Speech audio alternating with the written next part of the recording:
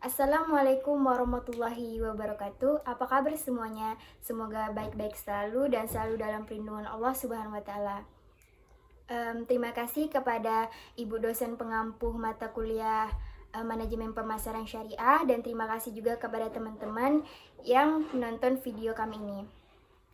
Di video kami ini, kami akan melakukan presentasi dengan materi pokok pembahasannya, yaitu ada segmen pasar, level dan pola segmen pasar konsumen, dan segmen pasar bisnis, dan juga ada penetapan target pasar.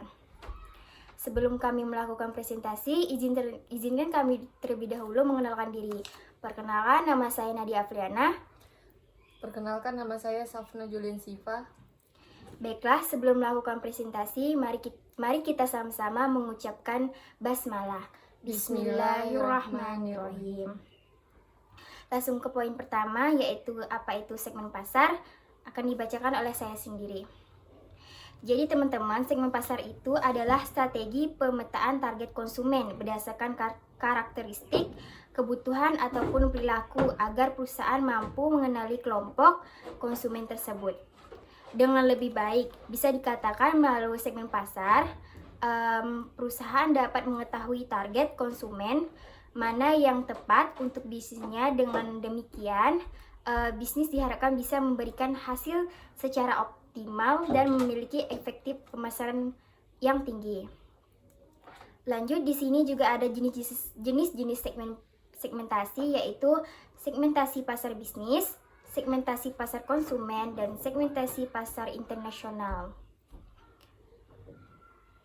Lanjut ke poin kedua, yaitu level dan pola segmen pasar. Level segmentasi pasar yaitu ada pemasaran individu. Tingkat segmentasi tertinggi mengarah pada segmen tunggal pemasaran sesuai pesanan atau pemesanan satu lawan satu selama berabad-abad. Konsumen dilayani sebagai individu, dan kebanyakan pemasaran kebisnisan saat ini dibuat sesuai pesanan, di mana perusahaan manufaktur akan menyesuaikan penawaran, logistik, dan persyaratan keuangan bagi masing-masing pelanggan. Terus ada pemasaran segmen. Nah, pemasaran segmen ini menawarkan beberapa manfaat dibanding pemasaran massal. Perusahaan dapat menciptakan penawaran produk atau jasa yang lebih selaras dan menengah, harga yang pantas bagi kelompok sasaran tertentu, memiliki seluruh distribusi, seluruh komunikasi menjadi jauh lebih mudah. Perusahaan juga mungkin menghadapi lebih sedikit persaingan dalam segmen tertentu. Terus ada pemasaran relung. Pemasaran relung adalah kelompok yang didefinisikan secara lebih sempit, khususnya pasar kecil yang kebutuhannya tidak dilayani dengan baik. Pemasaran biasanya mengidentifikasikan relung dengan membagi-bagi sebuah segmen menjadi segmen atau dengan mendefinisikan sebuah kelompok yang mencari gabung manfaat khusus yang berbeda dengan yang dicari kelompok lain. Terus lanjut ke kita pemasaran lokal. Pemasaran sasaran menghasilkan program pemasaran yang disesuaikan dengan kebutuhan dan keinginan kelompok pelanggan lokal, wilayah pelanggan lingkungan sekitar, bahkan toko individual. Lanjut lagi kita ke preferensi homogen. Nah, ini itu menunjukkan suatu pasar di mana semua konsumen secara kasar memiliki preferensi yang sama. Lanjut lagi kita ke preferensi terbesar. Preferensi terbesar ini kembali dari sebelumnya. Suatu pasar menunjukkan bahwa pilihan konsumen terpancar ke seluruh penjuru. Apabila terdapat suatu merek produk, maka kemungkinan besar produk tersebut ditempatkan di tengah agar bisa memikat sebagian besar konsumen. Apabila pesaing baru datang, maka ia akan menempatkan diri di dekat mereka pertama dan mereka akan saling berebut pangsa pasar. Lanjut lagi kita ke yang terakhir, itu preferensi terkelompok. Terdapat kemungkinan lain bahwa di dalam pasar terdapat pengelompokan selera pilihan yang tegas. Perusahaan pertama yang beroperasi di pasar mempunyai 3 pilihan. Ia dapat menempatkan diri di tengah dengan harapan bisa menarik 3 kelompok yang ada. Pilihan kedua adalah penempatan produk pada segmen pasar yang terbesar dan dinamakan pemasaran terpusat. Terus yang ketiga ada perusahaan pengembangkan beberapa merek yang masing-masing ditempatkan pada segmen tertentu atau disebut pemasaran serba neka. Lanjut akan dibacakan oleh teman saya Safna Julian Sipa. Selanjutnya ada segmen pasar konsumen dan pasar bisnis.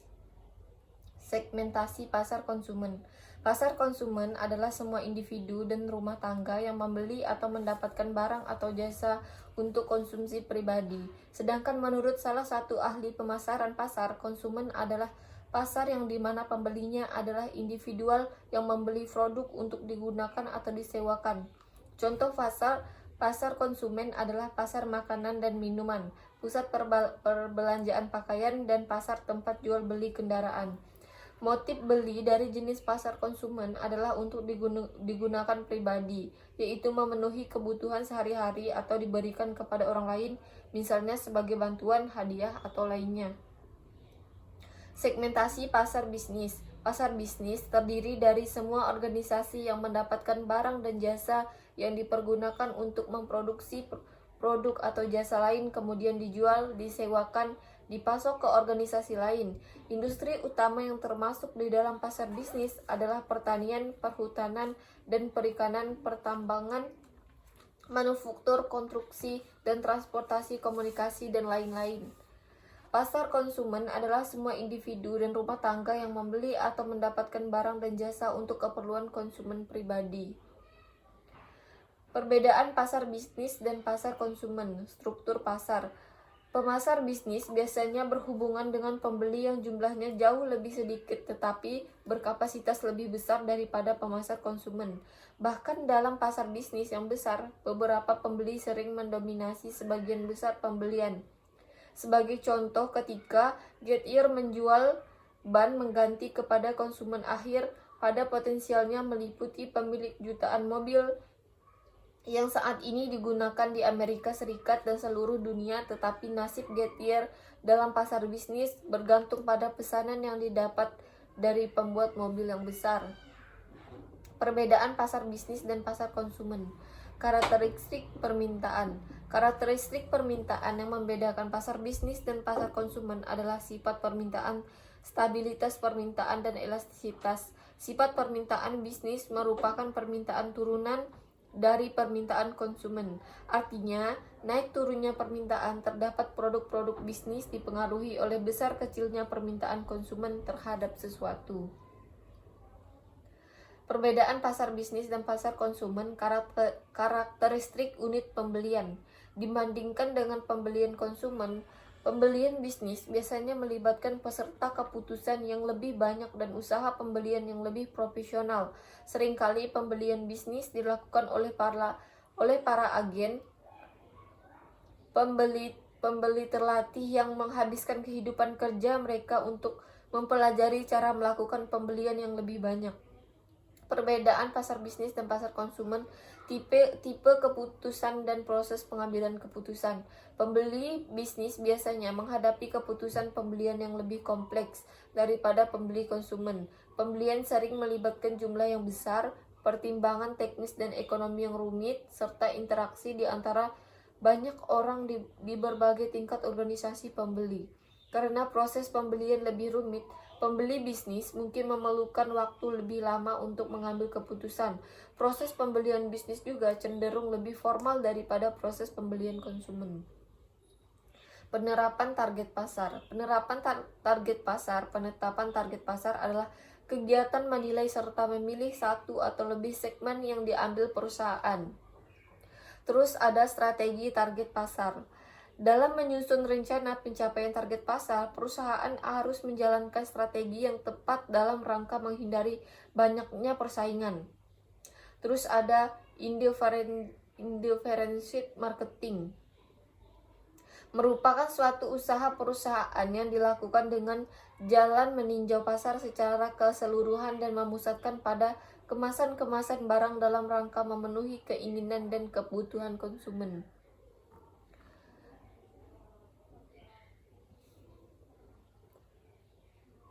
Concentrated marketing adalah suatu usaha perusahaan yang dilakukan untuk memusatkan pemasaran produk-produknya pada satu atau beberapa kelompok.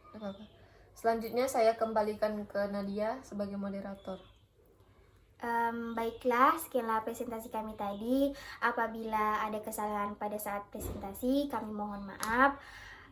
Dari kami, wassalamualaikum warahmatullahi wabarakatuh.